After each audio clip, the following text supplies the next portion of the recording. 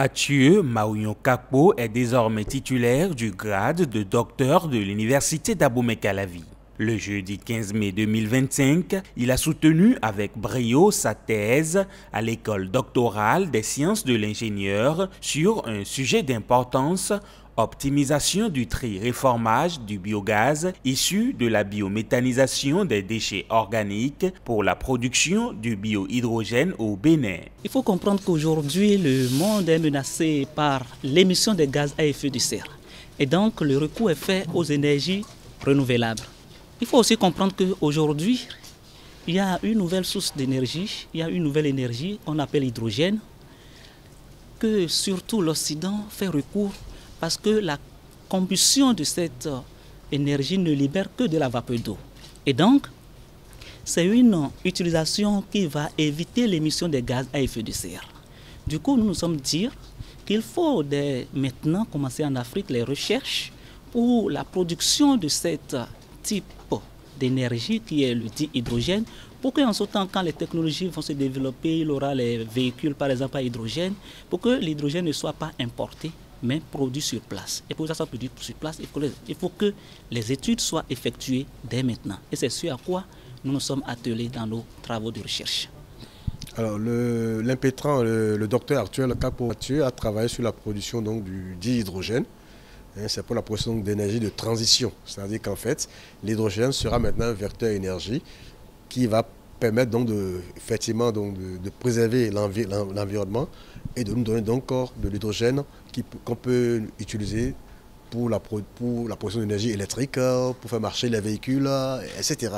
À en croire le professeur Mohamed Dibigaye, président du jury de cette soutenance de thèse, le sujet abordé par Mathieu Kakpo est un sujet révolutionnaire. Ça, c'est des thèmes de recherche très révolutionnaires qui sont en vogue aujourd'hui dans le monde, dans tous les laboratoires ou presque, pour les pays qui veulent prendre le devant de la recherche dans ce domaine-là. Parce que si c'est un problème qui va faire en sorte, si on ne trouve pas de solution à l'épaississement de la couche de gaz qui fait que les rayons solaires, quand ils touchent la Terre, les rayons qui sont réfléchis, là, ils n'arrivent plus à sortir au-delà de l'enveloppe qu'on va appeler donc la serre. La serre. Donc c'est comme un parapluie.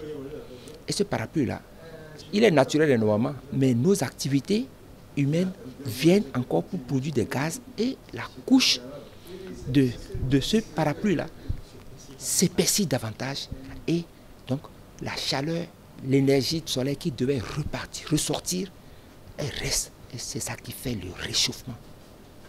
Donc il faut qu'on change les choses.